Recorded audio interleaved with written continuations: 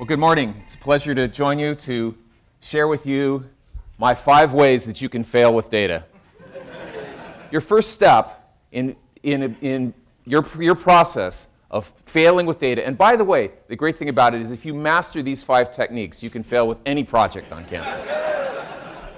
But the first thing I recommend is setting unclear goals. It takes a lot of work to set clear goals. You've got to talk to people, you've got to listen to them. Sometimes you have to compromise. It's way more democratic to let everyone set their own goals. And the great thing about it then is then everyone can have their own criteria for success, which guarantees that whatever you do, almost everyone is going to think you're a failure. Second, I recommend you avoid executive support. You see this guy out on the tightrope? The slightest little breeze is going to knock him over. He's got nowhere to go but down. And that can be you on a campus. Going out and getting executive support takes a lot of work. You've got to go to busy executives, get on their calendar, spend time talking to them in the terms that they understand, listening to them and understanding what they expect. Who's got time for that? If you get out there on your own without executive support, you can succeed or fail on your own. And will you make it across to the other side? Probably not, but it's a heck of a lot of fun while you're out there on that wire. The next step I recommend is make the project all about technology, because everyone wants to hear your acronyms. I mean, if everyone on campus doesn't already know what ETL means, just drill them until they know. Because that's what really matters. You know, we can talk about outcomes all we want, like improving student success or keeping the feds from auditing you and taking back all that grant money. I mean, that's not your problem. We're here to process the data, to get it through the system, and let's stay in the back room, focus on the technology and what we do best, and not really worry about all these soft outcomes that people want. Let's just deal with the technology. That's the fun part, and that's what's going to get the job done.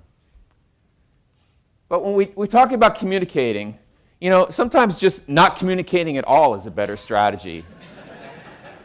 You know, you can talk about the tech and you can make people's eyes glaze over, but even that takes a lot of time.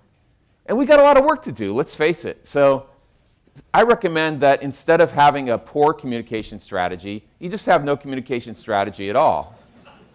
And it's going to save you a lot of time. It's going to save a lot of second guessing. People are not going to question what you do because they won't know what you're doing. Stay in the back room. Don't communicate. One of my strategies that I've personally found extremely successful in ensuring failure. And success through failure is what I'm about.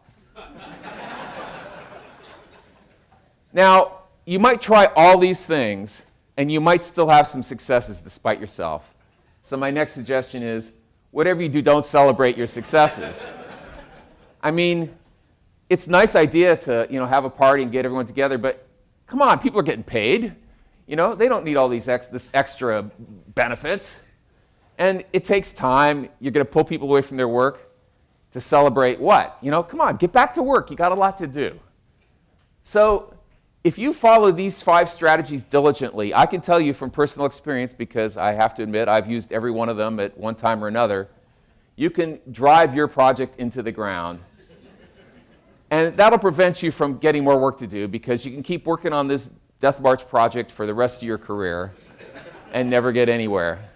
So I want to thank you. I'm going to be giving seminars. I'm going to try to become the Tony Robbins of project failure. Because I figure if there's one thing I can fail at, it's doing that. So thank you very much.